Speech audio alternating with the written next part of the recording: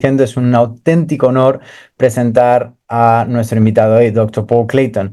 Él ha sido un grandísimo investigador y experto en el campo de la farmaco-nutrición y investigador clínico con más de 40 años dedicado al mundo de la nutrición, cómo puede transformar nuestra salud y bienestar. Ha sido pionero en los análisis en contexto entre la dieta, la inflamación y las enfermedades crónicas, ayudando a desarrollar nuevas formas de mejorar la calidad de vida a través de la ciencia de los nutrientes. Su labor ha sido reconocido a nivel mundial, siendo miembro del Instituto de Ciencia de Alimentos y Salud del Reino Unido y ha sido asesor comité del gobierno británico para la Seguridad médica y además escritor de múltiples libros con un apasionado hacia un blog donde todos sus pensamientos los traslade en ese mensaje. Y hoy está junto con todos nosotros para poder hablar de cómo la nutrición en base de comprobación está aquí para quedarse y crear un grandísimo impacto en el mundo. Saying this, Paul, thank you very much to have you today. I know it's super late and you've been super busy, but we are super blessed to have you here. So the room is all yours. Thank you. Javier, your Spanish is so clear that even though you're speaking rapidly, I can still follow you. But but my Spanish is not good enough to lecture in, so unfortunately in English.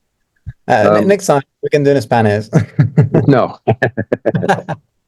So let me start by sharing my screen. And I'm going to lose this. And we'll talk about health as being a kind of a balancing act. Now, this is an Eastern idea. The Eastern philosophies are very familiar with the concept of balance. Not so much Western science or Western medicine. But what we have learned through our study of, amongst other things, the cell membranes, is that health is bound up in balance and proportionality. And let me explain why that is and why we should take it seriously. First of all, over the last 60 or 70 years, we've seen an explosion of pharmaceutical products.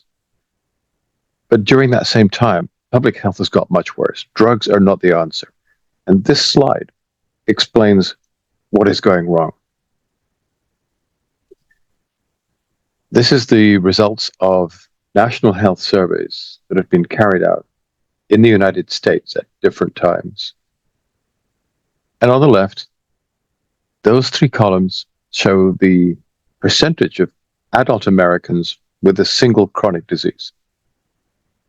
And you can see that in 1935, it was approximately 10% of adults, rising to 45% in 2000, 60% in 2020. The data for children show the same increase.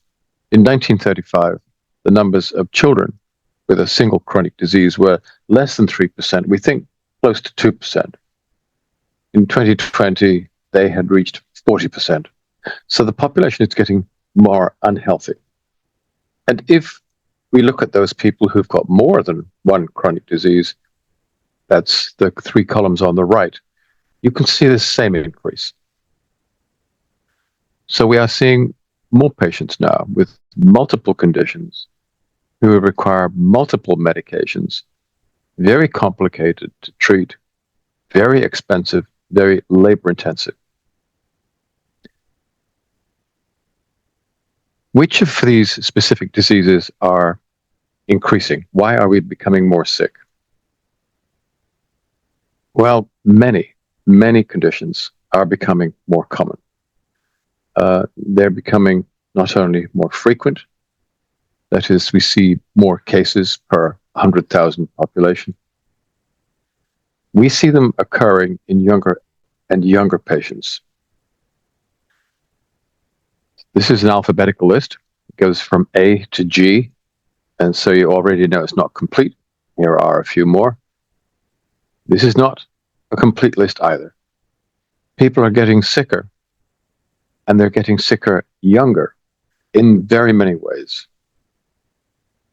This is a picture of a population that is being chronically poisoned.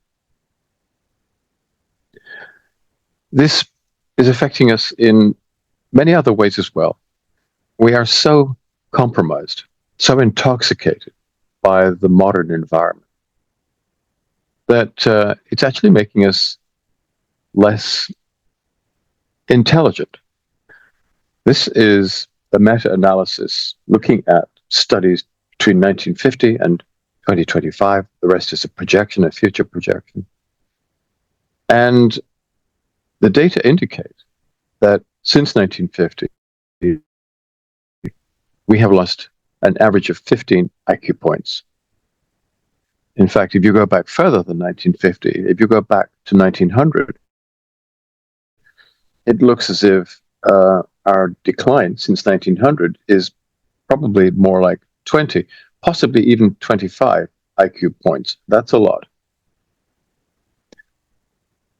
Another thing that has declined is our fertility.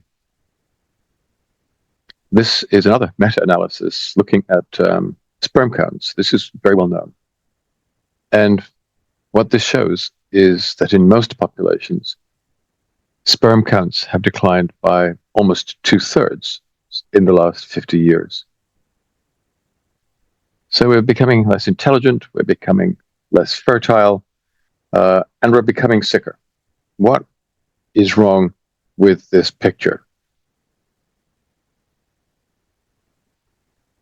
Before I leave this slide, I just wanted to make the point that the process that produces spermatozoa in the male is conducted in the testes. These are immunologically privileged organs. And the process is dysregulated by chronic inflammatory stress. Now, testosterone is also produced in the testes.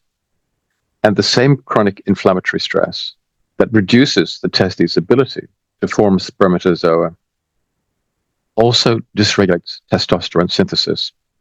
And so for the last generation, testosterone levels have been falling too. So men are not only becoming less fertile, they are becoming less masculine. I think we've reached the end of the road. The increasing demands on the healthcare system and the increasing cost of medications, this is something that no nation can afford. It could not afford it even if our economies were growing. Thanks to the stupidity and the corruption of our politicians, they are not growing. They are declining. Our ability to continue to afford a crisis management model of healthcare. We cannot go on like this. We need to find a more cost-effective and a safer way of keeping the public healthy. In order to do that, we have to develop a clearer understanding of why it is we're becoming so much sicker than we used to be. And this graph gives us a clue. This is very obscure. It took me almost 2 years to find this graph. It was generated by the National Center for Health Sciences, which no longer exists. That is now part of the Centers for Disease Control.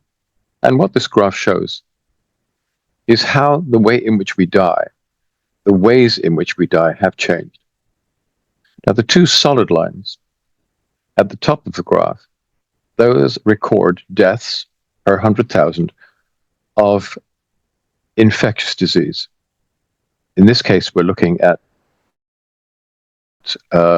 respiratory tract infections. So a small number of parasitic diseases, most infectious, you're talking here about tuberculosis, influenza, pneumonia. Those deaths have come down. The dotted lines are talking about the numbers of deaths per 100,000 population of non-communicable diseases. So things like lung cancer. chronic obstructive lung disease, conditions like that. And you can see that between 1940 and 1950, they start to increase a little bit, particularly in the older age group. But after 1950, that is when they start to accelerate. And in the early 50s, that is when, for the first time ever in recorded history that we know of, the non-communicable diseases become the most important cause of illness and death. So what happened in 1950? The answer is nothing. If something happened in 1950, which was so toxic and showed up in the statistics so quickly, we would have noticed. My scientific ancestors would have noticed. They would have identified the problem, and we could have put it right. What this graph is telling you is that something bad happened in our environment perhaps 10 years earlier, and it took a decade for the effects of that change to start to find its way through into the public health statistics and into death rates. So what happened around 1940? Around 1940 was when we saw the introduction of what some people call brown foods, what other people call fast or more recently ultra-processed foods. And these are foods which have a high calorie density but a low nutritional density, which is the opposite of traditional foods, which tend to have a low calorie density and a high nutrient density. And it is this diet that is making us so very ill. I'm going to focus on particularly the fatty acid content. Now, the graph on the left shows how our intake of soybean oil, which is very rich in omega-6 fatty acids, has increased during the 20th century in the United States. And outside the United States is pretty similar. Consumption of soybean oil increased almost 1,000 times between 1900 and 2000. And the graph on the right shows you that because we're consuming so much more omega-6, the omega-6 to 3 ratio is falling. The percentage of omega-3s in cell membranes starts to fall. And over on the right, you're looking at the omega-3 index. That is the percentage of omega-3s in the cell membrane. That shows this precipitous decline between 1909 and 1999. So the 6:3 ratio has increased. The omega-3 index, that is the content of cell membranes, has decreased. And that's bad news for us because we're disturbing the balance of two essential fatty acids. The essential fatty acids in the diet are LA and ALA, which then become, amongst other things, arachidonic acid and EPA and DHA in our cell membranes. What is the point of these fatty acids? Why are they important? Well, they have two roles in the body. First of all, they are structural components in your cell membranes. This is a cartoon of a cell membrane. And those lipid bilayer, which is a typical cartoon representation of a cell membrane, is made up of molecules called phosphatidyl phospholipids. We don't need to go into the composition in detail, but if you look carefully, you can see it looks like almost like a hairpin with a head, that's the little circle, and two tails. Those tails are fatty acids. And that constitutes the bulk of the cell membrane. It's the fatty acids that pack it out and actually give it that thickness that it needs to be. But the fatty acids also have a chemical or a hormonal activity, because if you are challenged by a pathogen or an injury, those fatty acids break down through enzymatic activation into pro and anti-inflammatory compounds. And the ratio of the pro and anti-inflammatory compounds that you make is determined by the ratio of the different types of fatty acids in the cell membranes. So over on the left, you've got omega-6, such as LA, linoleic acid, omega-3 on the right, alpha-linolenic acid. You consume them in many of the foods that we eat. And what happens is they are then manipulated and modified by these enzymes here. They're the same enzymes. And what happens is LA is formed into arachidonic acid, which is a highly unsaturated fatty acid. And that breaks down to pro-inflammatory mediators. The alpha-linolenic acid, the omega-3, eventually forms inflammation-resolving mediators. And you need both. You absolutely need both of these. Part of the problem arises by the fact that the enzymes which are used in the body to take those essential fatty acids, LA and ALA, and turn them into the longer chain fatty acids, it's the same group of enzymes that are responsible for metabolizing both the omega-6s and the omega-3s. Which means if your diet is full of linoleic acid and only contains a small amount of alpha-linolenic acid, it means you're going to form much more of the pro-inflammatory mediators on the left and not enough of the inflammation-resolving mediators on the right. So the answer, if you're eating that kind of diet and you want to make more anti-inflammatory mediators, drink more fish oil. That's why there is a fish oil industry. That's why people believe that taking fish oil will reduce inflammation. The problem is it doesn't work. We know that eating oily fish is very healthy. Many studies have shown that eating oily fish, which contains these long-chain omega-3 fatty acids, is associated with a healthier lifestyle, reduced risk of disease. The Inuit traditionally ate large amounts of oily fish. They had a lot of long-chain omega-3 fatty acids in their bodies, very little inflammation or chronic inflammation, very little of those diseases. The problem is fish oil doesn't work for us. Many studies have been done of commercial fish oil. The Cochrane collaboration is an international group of experts who've looked at all of this data. And the conclusions are quite clear. Commercial fish oil doesn't work. It doesn't protect you against heart disease or retinal disease or brain disease or anything. And that creates a puzzle. Why is it that oily fish is protective? That's been shown in study after study, but fish oil isn't. The answer to that is there is much more in an oily fish than just fish oil. By purifying fish oil in the way that the industry has, we've thrown the baby out with the bathwater. We left some important things behind and ended up with a product which was ineffective. And now we have to talk very briefly about bioavailability.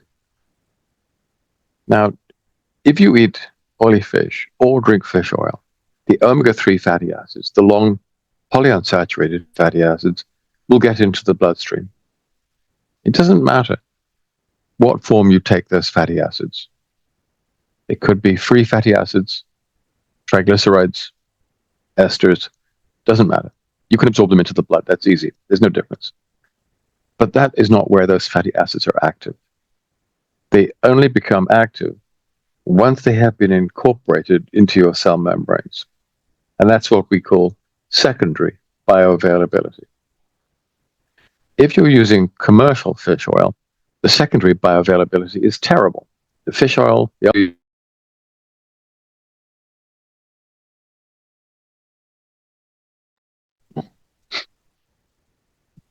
we know this because in Europe, the average 6-to-3 ratio is now 15-to-1. That's pro-inflammatory. That's why in Europe, we see so much inflammatory disease. In the North America, the ratio is higher, 25 to 1. That's why the Americans are actually sicker than Europeans. But let's go back to Europe. Average 15 to 1. The population who take fish oil supplements are a little bit better. They're about 10 to 1. That's good. It's a move in the right direction, but it's not enough. Because not enough of the omega-3s in fish oil get into the cell membranes. They have low secondary bioavailability, which is why all of the tests of commercial fish oil show again and again that it does not work. There are small populations in the northwest of Europe where people eat a lot of oily fish, cold water oily fish. They have much lower 6-to-3 ratios, 5 to 1 or less, and very little chronic inflammation. The only other group that resembles the fish eaters are the balance oil drinkers. They also have ratios below 5 to 1 and very little signs of chronic inflammatory stress. So why is that? Well, it's all about where the fish oil comes from. And it doesn't come from fish. In the marine system, the omega-3s are produced by algae, which are at the bottom of the marine food webs, just like plants are at the bottom of the terrestrial food webs. The algae, the big ones are called seaweeds, you also have single-cell species, produce the omega-3s. And because these omega-3s are such vulnerable molecules, very fragile, the algae also produce a very special antioxidant and protective substance. It's a chaperone, actually, called fluorotannin. Some fluorotannins are amphiphilic. That is, they have a lipid-soluble portion and a water-soluble portion. And for those of you who know basic biochemistry, what this means is they bind to the lipid particles inside the plankton, inside the algae, and form liposomes, and stabilize these fragile EPA and DHA molecules. They travel together into the gut, and then the tissues of the krill, and then the gut and the tissues of the pelagic fish, and then the gut and the tissues of the larger fish, the marine mammals, and finally the apex predator, which could be a killer whale, or it could be an Inuit. The omega-3s, if they were on their own, could never survive that transition. They're very fragile molecules. The only reason that they can be transmitted through the marine food webs is because they are tightly bound to the fluorotannins. You never find them alone. They're always bound to the fluorotannins, and they co-migrate together, and that is how the omega-3s are protected until they end up in the body, in the tissues of the apex predator. You can see this when in surgery, people who live in Denmark or elsewhere in Europe or in America, if you cut them open for surgical purposes only, I should stress, you see that their adipose tissue is typically cream, possibly pale yellow, perhaps even orange if they've been eating lots of carrots or beta-carotene supplements. The body fat in the people who eat a lot of this cold water fish, it has a brown color. Why brown? Because brown is the color of the fluorotannins. So if you're eating oily fish, the fluorotannins and the omega-3s are present, and it is those compounds together that ensure that your 6-to-3 ratio drops low enough. But something else happens as well. The omega-3s and the 3-to-6 ratio have an important effect on the proportion of anti-inflammatory versus pro-inflammatory mediators. But the polyphenols, the fluorotannins, have an anti-inflammatory effect all of their own because they block two very important enzymes called lipoxygenase and cyclooxygenase, which are involved in the inflammatory sequence. So the fluorotanins are doing several things all at once. They're ensuring high bioavailability of the omega-3s, packing them into your cell membranes where they are needed. And then once they've deposited them, they put on a different hat, and now they become anti-inflammatory in their own right, but at a different point in that sequence. So the effects are additive. But it's even more complicated than that, because the total inflammatory sequence is much more complicated. Even this is a simplification. But at the end of the sequence, there is a release of enzymes which are very destructive. That is where inflammation turns into tissue damage. And the polyphenols act here as well. So the polyphenols and the omega-3 combination is what is important. That is why eating oily fish is healthy. That is why fish oil, commercial fish oil, is not. And what balance oil does is it puts the polyphenols back in. That's all. It's not complicated. It's not rocket science. It just adds them back into the frame where, if you were traditionally a fish eater, they always used to be. And the polyphenols really are important, because not only have our intakes of omega-3s declined, our intakes of polyphenols have also increased considerably.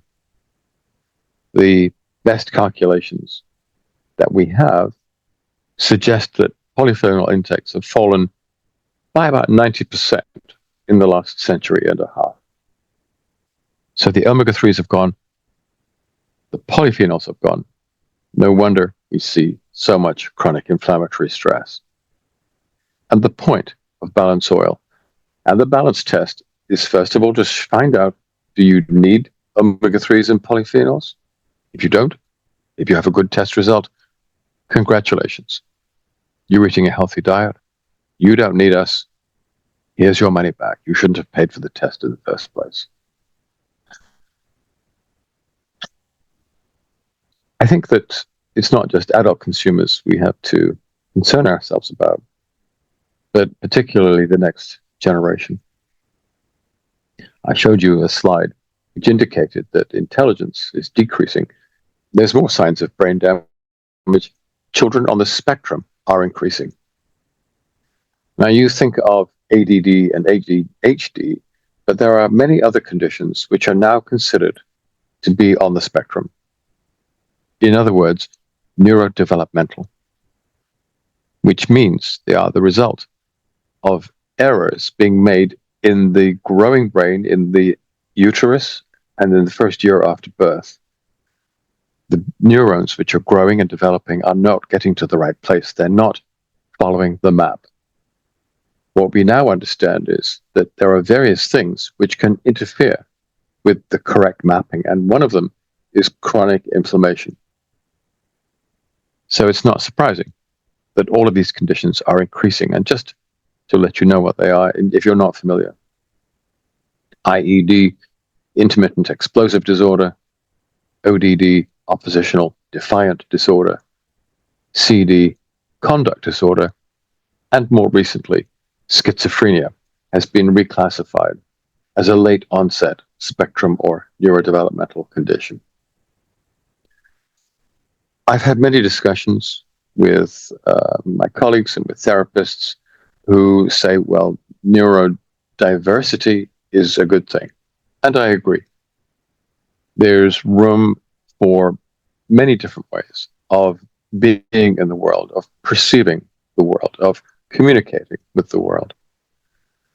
But at a certain point, these neurodevelopmental conditions become disabling. If they're sufficiently serious, really now we should talk about neurodivergency. In children who have IED, ODD, and CD, their prospects are not good. They are more likely to end up in prison because they're not able or to participate in and react to the correct social cues and respond appropriately. Prisons contain a high percentage of patients who are neurodivergent. So I think that there is a rationale for offering help to children who are presenting with these problems. And we have a lot of evidence now that if inflammation can be prevented, excessive inflammation, during pregnancy and in the child in the first year or so after birth, there's good evidence that this will reduce the risk of the child being born with a neurodevelopmental problem. What we are finding now is that, to our surprise, that children who come to us who have already been diagnosed and are convincingly on the spectrum, when we use our health protocol or variants of it, we find in many cases that their cognitive and behavioral peculiarities become very much less. In a number of cases, we have seen such improvements that the diagnosis of these children has had to be changed. The therapists, the pediatricians, the neurologists looking after these children are saying, well, these children are cured. I'm reluctant to use the word cure. If there was time for questions afterwards, we could discuss this in a little bit more detail for anyone who is interested. Particularly for these children, we also know that there is a faulty gut-brain connection. Dysbiosis is very frequent in the general population, particularly in children who are on the spectrum. And what we find is that by using xenobiotic, which restores eubiosis, a lot of things start to improve. There are many reasons for wanting to achieve eubiosis, which is a healthy, non-inflammatory population of microbes in the intestines. Because dysbiosis, which is now very common, has been linked to so many different conditions, not just in the gut, IBS and IBD, but in the liver, in the cardiovascular system, and clearly dysbiosis is also a risk factor for many of the neurodegenerative diseases. Now, balanced oil will reduce and switch off chronic inflammatory stress in almost every tissue and organ in the body, with the exception of the large intestine. And that is something that we can address very effectively with xenobiotic. And the combination of the two has been shown in a very large number of subjects now, both children and adults, to be super additive. So this is a combination. Each one of these products is functional on its own, but in many cases, the effects of the combination are even better than I could possibly have predicted myself when we first started going down this road. So let me just sum up. We're being made very, very sick in increasing numbers by what we call the industrial diet. We know that it is affecting us epigenetically. We know that it is affecting us metabolically. And we're at a point now where we can understand how it is making us sick.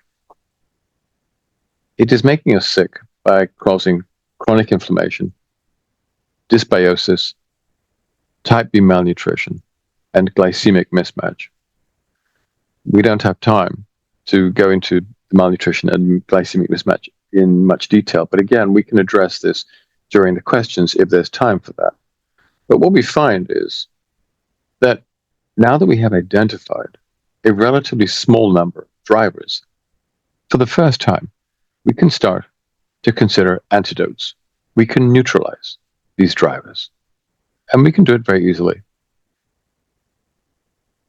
Chronic inflammation can be countered, switched off, I would say, with a combination of the omega-3s that you find in commercial fish oils with in combination with the right kinds of polyphenols. Most won't do the trick. Most polyphenols are hydrophilic. You have to have amphiphilic polyphenols to do the job properly, which you find only in marine cold water algae and in olives. We've identified one more source, but we won't talk about that today.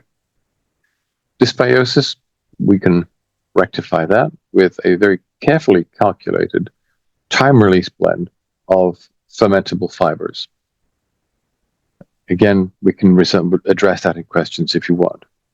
Type B malnutrition can be rectified with a broad spectrum micronutrient and phytonutrient support. Glycemic mismatch, which takes you down the road towards hyperinsulinemia, metabolic syndrome. Type 2 diabetes is something you can do yourself by reducing intakes of sugars and digestible carbohydrates, a little bit of weight loss, and more exercise. There are biohacks, but again, I'm afraid we don't have time to go into those today. So this is the essence of pharmaco-nutrition. We can address these 4 drivers of disease, and we can also test for them. I mentioned the balance test. We are developing a blood test for dysbiosis. We are developing a blood test for type B malnutrition. And resilience, the lack of which manifests as increased anxiety, depression, PTSD, a number of other problems. We have a test for that too, which will probably take the form of a written test. After all, depression and anxiety are subjective, and self-scoring systems are actually one of the best ways in which these things can be measured. I think test first. If you don't test, you don't know if you need us. If you have a good result, you certainly don't need us, and we'll give you your money back. And that same principle will apply for all of our tests. So a principle here is transparency, making available tests that you can use to see for yourself whether you're in a good shape, good metabolic shape, good nutritional shape, in which case, congratulations, well done. Go away and don't bother us. You don't need us. We'll give you your money back. And I'm really happy whenever I find a subject like that. But if you take the test and you find a negative result, which I have to say is more common, considering the very unhealthy diet that we now eat, then we have the solutions, and you can use the tests to measure your own response to these solutions. And from a clinical perspective, what I see is, as the numbers improve, people get better. It's as simple as that. So let me stop the share, and I hope that there is enough time for questions. Yeah, first of all, thank you very much, Paul. It was super clear, and thank you for all this information. And so we're gonna open for Q&A. We have like 17 minutes or something like this. So it's already somebody wrote down here. Is any situation in fish oil or fish consumption with mercury levels in humans or in something to be worried about? Well, of course, there are certainly some parts of the world where contamination is very important. The Minamoto syndrome, which I think some people know about. This was a bay in Japan where factory effluent was entering the bay containing organic mercury compounds, which got into the fish, which resulted in crippling neurological disease in those people who were eating a lot of that fish. We are very cautious about this kind of thing.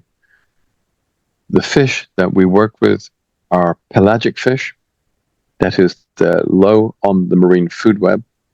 There is little bioaccumulation. We fish off the west coast of South America, the southern hemisphere, where waters are cleaner. Lisi, who are involved in the production of the fish oil, test the oils rigorously, and if they are found to contain levels of any contaminant, not just heavy metals, which exceed the international safety standards, we don't use it.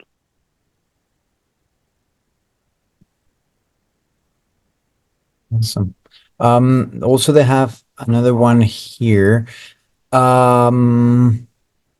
Sir, dear Paul Clayton, how did you come with the conclusion that recovery polyphenols was the key to ensure fish oil could be effective, fulfilling the purpose? How did that aha moment happen? Thank you very much. Okay, the answer to that is in my blog. That was a really interesting voyage of discovery for me. I wrote the first scientific paper on this subject in 2015 in the Journal of the Royal Society of Medicine. It was very critical of the fish oil companies, and after that, for well over a year, when I went to the conferences where people were talking about fish oil, people would shout at me, they would scream at me, they would even try to stop me from entering the conferences. So that was an interesting period in my life. But what we are now seeing is that more of the small companies are following us. They're starting to copy us.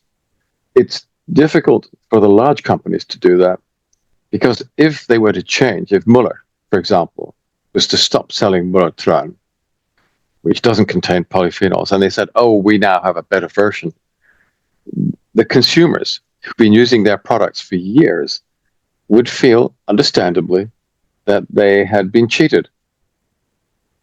And believe me, the people at the top of these companies know that the products they sell are ineffective.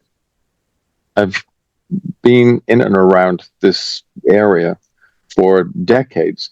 I've spoken to many of the people who are at the head of these types of companies, the big companies selling fish oil. And they say, well, we know it doesn't work, but it's good business.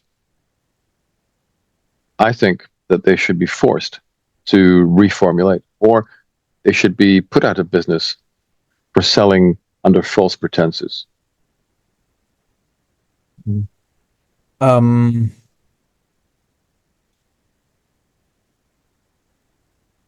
Okay, so someone has been taking the balanced soil and they have done the second test after 4 months and everything has improved, but EPA didn't increase. Yeah.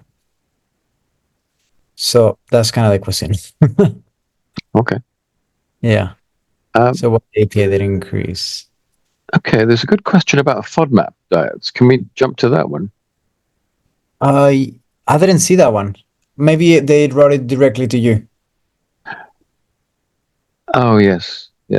Well, no, the same person first of all sent it to me and then sent it to everybody.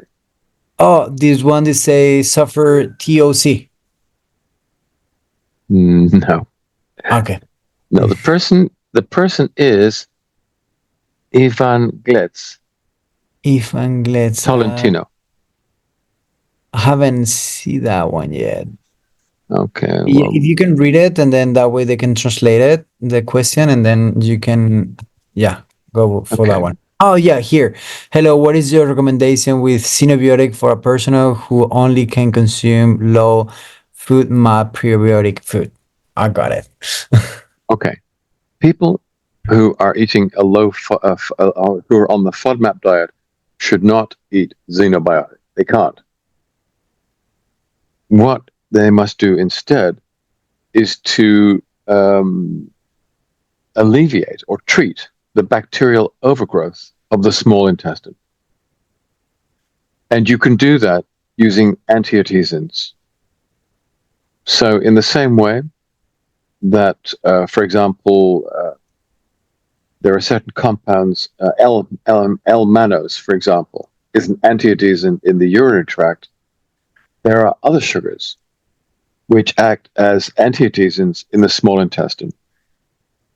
And for those who are interested, that is also in my blog. Visit my blog and use SIBO as a search term, and it will take you to the right post. Mm. We have here, how is Cincino going to keep up the sustainability in terms of fees when we are reaching a number of million of customers consuming the balanced oil? Because I'm sure this is going to happen. Yes, it's very clear that it will happen. And the answer is we are going to cut out the middleman. We won't be catching fish at all. Instead, we will be growing marine algae on land in biofermenters. This is a process which requires only very little energy. It is closed. There is no pollution possible, no heavy metals, no plasticizers. And it's a constant process. At the moment, it's not very efficient, which means the costs are high. But there are new technical developments which will reduce the cost, maybe to as low as $5 a kilo. And at that point, the algal oil, the vegan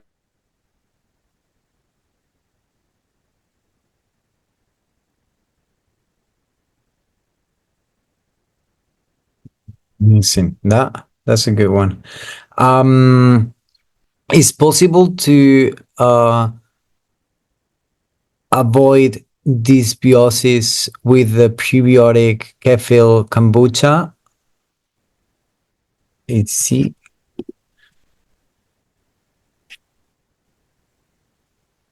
I cannot hear. I don't know if it's only me. I cannot hear you now.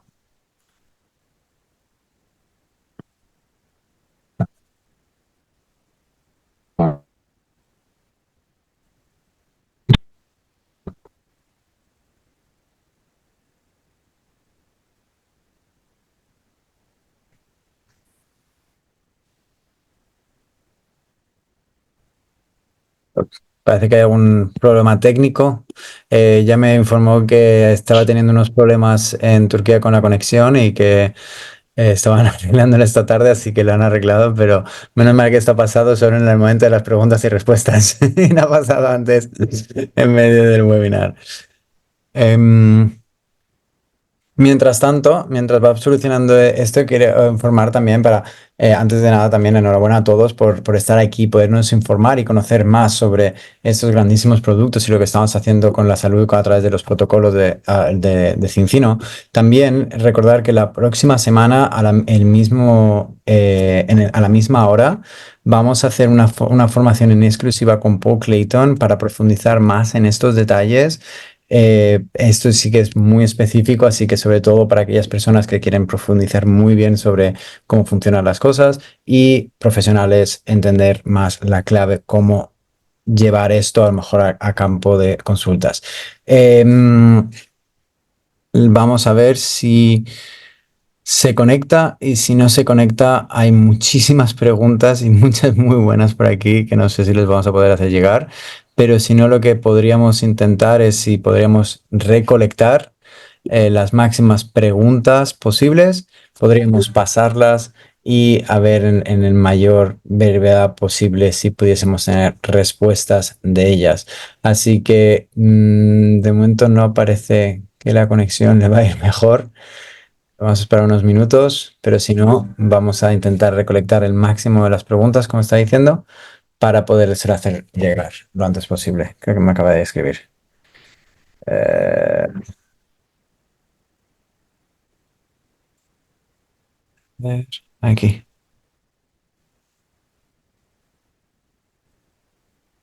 It is a deal for... Oh, ok. Aquí está, en el chat está escribiendo algunas respuestas. Así que si queréis mirar en el chat,